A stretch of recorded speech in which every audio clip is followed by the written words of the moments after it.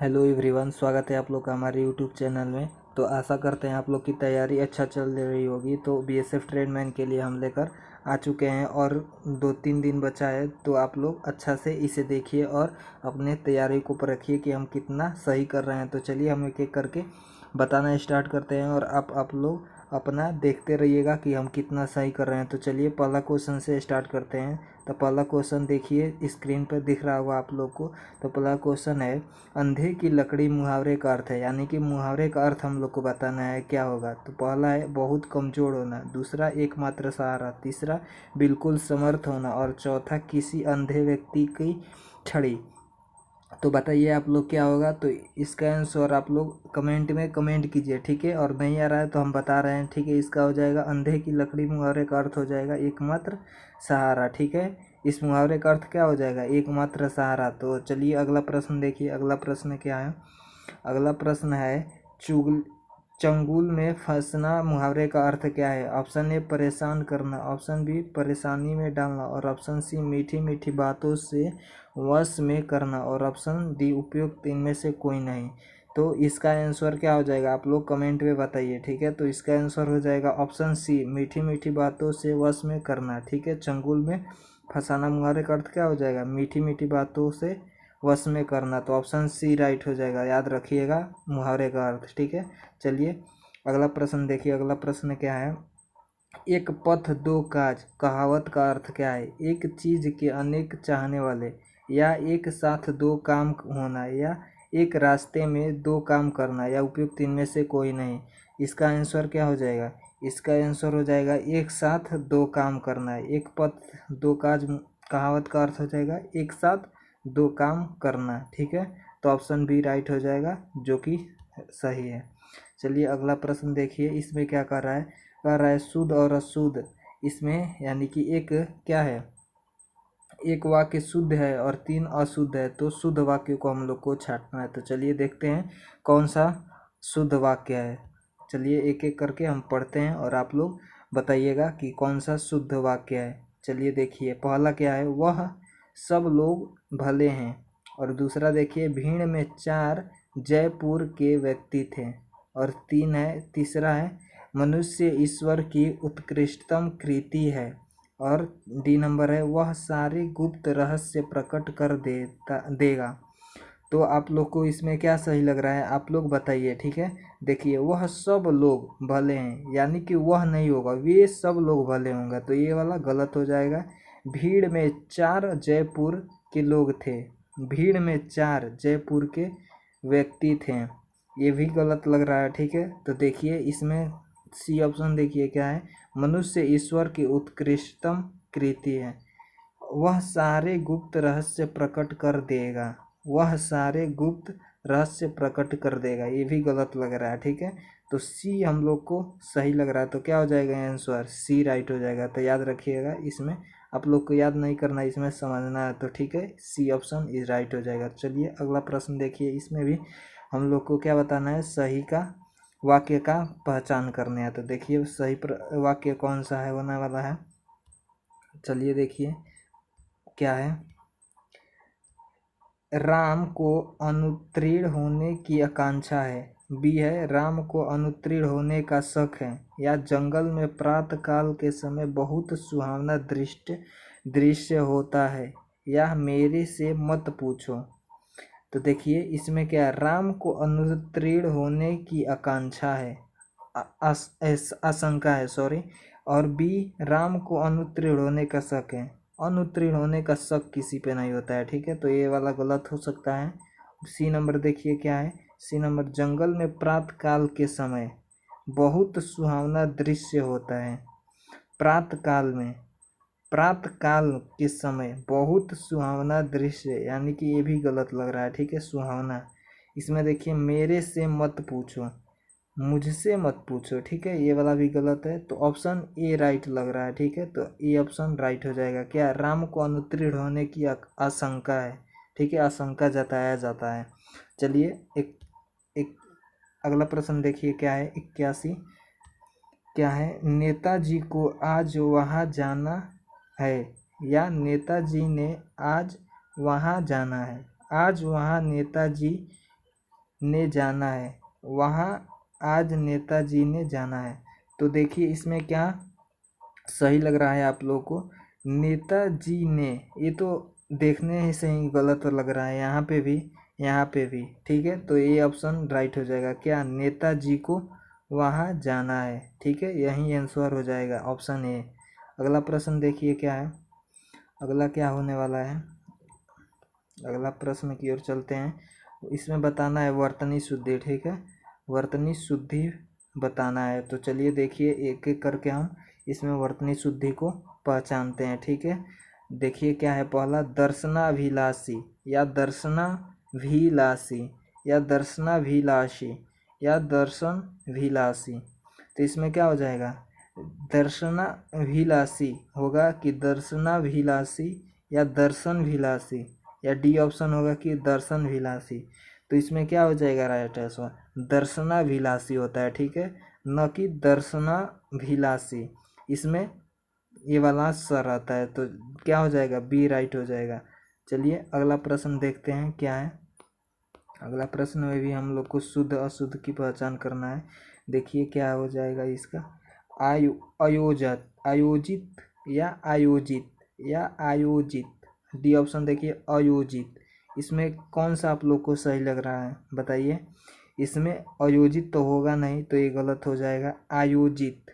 ये भी इसमें देखिए जब भी बड़ा उसमें बड़ा जी है, ये भी गलत होगा। जिसमें ओ के बाद छोटा जी रहता है, यानी कि छोटा ई की मात्रा रहता है, वहीं राइट हो जाएगा, ठीक है। तो सी ऑप्शन राइट हो जाएगा। चलिए आगे बढ़ते हैं, आगे बढ़ते हैं। देखिए आगे क्या है, अगला प्रश्न देखिए क्या बताना है हम लोग को। वाक्य में चार विकल्प दिए हैं, उचित विकल्प का चुनाव करना है, यानी कि इसमें दे दिया है और उसका उचित चुनाव करके हम लोग को बताना है कि उसमें ऑप्शन क्या राइट होने वाला है। देखिए क्या है, जिसकी पत्नी मर गई हो उसे क्या कहेंगे, यानी कि एक वाक्य के लिए बताना है।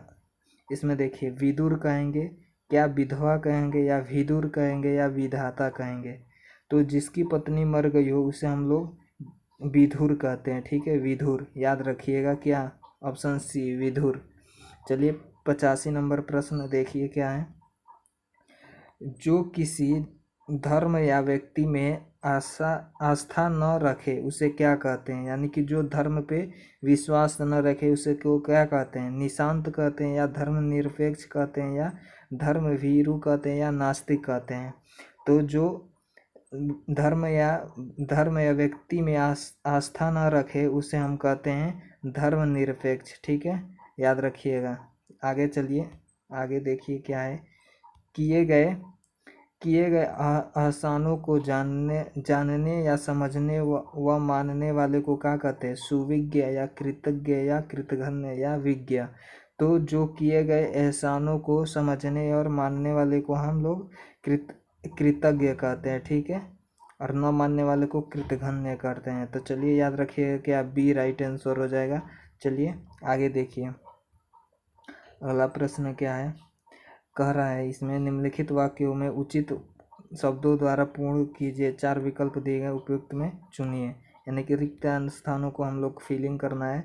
तो चलिए देखिए क्या है, प्रत्येक मनुष्य के जीवन में अनुरिक्त तथा वाट के क्षण आते जाते रहते हैं।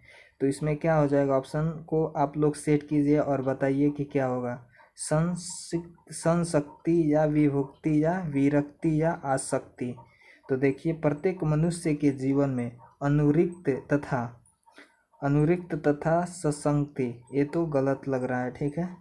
इसमें देखिए अगला देखिए क्या है, विभुक्ति के क्षण आते जाते, नहीं विरक्ति, इसमें क्या हो जाएगा, विरक्ति के क्षण आते जाते रहते हैं, जो कि सी हो जाएगा, याद रखिएगा क्या, विरक्ति।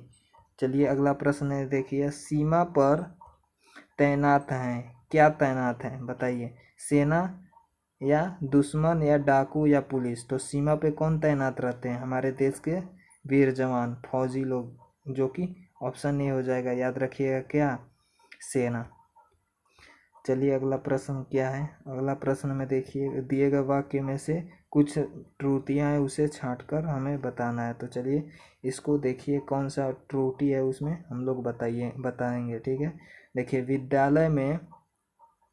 जलपान को उत्तम प्रबंध है, कोई त्रुटि नहीं है। चलिए बताइए इसमें कौन सा ऑप्शन में से त्रुटि है। विद्यालय में जलपान को उत्तम प्रबंध है, यानी कि जलपान को थोड़ी होगा, देखिए यही गलती है, ठीक है। विद्यालय में जलपान की उत्तम सुविधा प्रबंध है, क्या हो जाएगा, जलपान गलत है, ठीक है। यही आंसर हो जाएगा आप लोग का, ठीक है। आगे देखिए अगला क्या है। आकाश में, अगला है आकाश में बादल गरजा रहे हैं, यही गलत लग रहा है, ठीक है। देखिए आकाश में या बादल में या गरजा रहे हैं, तो आप लोग को पढ़ने से ही मालूम चल रहा है क्या, गरजा नहीं हो रहा है, गरज रहे हैं, ठीक है। तो याद रखिएगा सी। चलिए देखिए अगला क्या है। इसका बताना है हम लोग को पर्यायवाची यानी कि समानार्थी शब्द बताना है। तो देखिए अनुनय का समानार्थी क्या होता है। अनुनय का समानार्थी आग्रह होगा कि मनाना होगा कि या विनय, या ऑप्शन डी बताना। तो अनुनय का समानार्थी शब्द हो जाएगा विनय, ठीक है। अनुनय विनय, याद रखिएगा अनुनय का पर्यायवाची विनय। अमूल्य का, चलिए अमूल्य का पर्यायवाची बताइए। अमूल्य का, इसके आगे वाले प्रश्न को देखिए क्या है। अगला प्रश्न है अमूल्य का पर्यायवाची बताना है। अनमोल होगा कि कपूत होगा या पापी या मलेच्छ। तो इसका अमूल्य का पर्यायवाची अनमोल होता है, ठीक है। जिसका कोई मोल ना हो उसे क्या कहते हैं, अनमोल। तो चलिए अगला देखिए अगला क्या है। हौसला का विलोम शब्द, हौसला का विलोम शब्द बताना है। अब यहाँ से हम लोग को विलोम शब्द यानी कि इसका विपरीतार्थ बताना है। हताशा या उत्साह या इच्छा या संकल्प। तो हौसला का विलोम शब्द क्या हो जाएगा, हौसला का विलोम शब्द होता है, इसका उल्टा बताना है, यानी कि हताशा। याद रखिएगा क्या, हताशा। हौसला यानी कि उत्साह, ये सब हो जाता है। आगे देखिए क्या है। संवाद शब्द में उपसर्ग बताना है, यानी कि उपसर्ग इसके आगे वाला। संवाद में स होगा या सम होगा या सु होगा या सत होगा। तो संवाद यानी कि संवाद आ रहा है, तो आप इसमें देखिए सम की आगे उपसर्ग में आ रहा है, तो ठीक है इसमें क्या हो जाएगा, सम हो जाएगा। जब इसको विखंडित किया जाएगा तो सम अलग हो जाएगा और वाद अलग हो जाएगा। तो इस ऑप्शन क्या हो जाएगा, बी राइट हो जाएगा। चलिए 95 देखिए क्या है। जागृति, जागृति शब्द में कौन सा प्रत्यय है, यानी कि इसके पीछे वाला बताना है। जब प्रत्यय पूछे तो उसके अंतिम में जो संधि विच्छेद करेंगे उसमें हो जाएगा, ठीक है। ई होगा या ती होगा या इति होगा या इत होगा। तो देखिए जागृति, जागृति, रीति यानी कि ती आ रहा है ना, तो यही हो जाएगा क्या, ती। ऑप्शन क्या हो जाएगा, बी राइट हो जाएगा। चलिए 95 हो गया। 96 देखते हैं कौन सा संधि विच्छेद बताना है, यानी कि सही है। उप प्लस इंद्र या देव प्लस शीश, यानी कि इसमें बताना है कौन सा संधि विच्छेद सही है, या चंद्र प्लस उदय या ये सभी।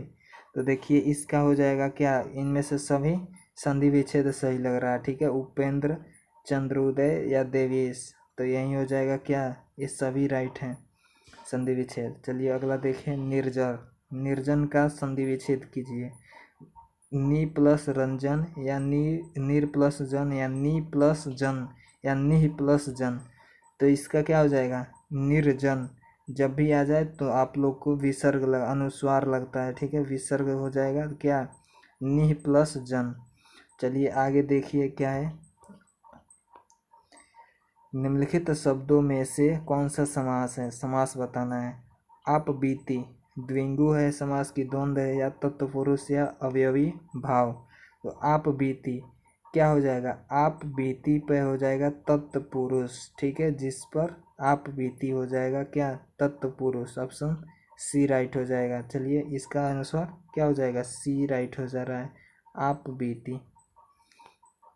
अगला देखिए दानवीर, दानवीर का क्या हो जाएगा संधि ए समास, बहुव्रीहि या अवयवी भाव या द्वंद्व या तत्पुरुष।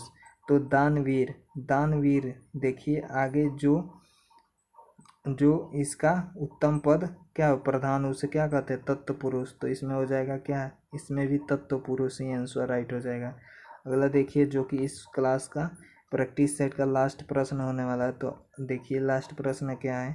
दुकाल में उपसर्ग बताना है, यानी कि इसके आगे वाला जो संधि करेंगे उसमें जो आगे वाले अंक थी शब्द आते हैं उनको बताना है। द्वर या दुस या दु या दुख, तो इसका क्या हो जाएगा, दु प्लस काल, अकाल, याद रखिएगा। तो यही क्या हो रहा है, उपसर्ग हो रहा है, तो आंसर राइट हो जाएगा सी। चलिए, ये प्रैक्टिस सेट का लास्ट क्वेश्चन था, तो आशा करते हैं आप लोग को समझ में आया होगा और आप लोग इसे जांचिए कि कितना हम सही किए हैं। तो चलिए मिलते हैं इसी तरह अगले वीडियो में। ये हिंदी का प्रैक्टिस सेट था, आशा करते हैं आप लोग को अच्छा लगे। तो चैनल पे नए होंगे तो चैनल पे सब्सक्राइब कर दीजिएगा। मिलते हैं।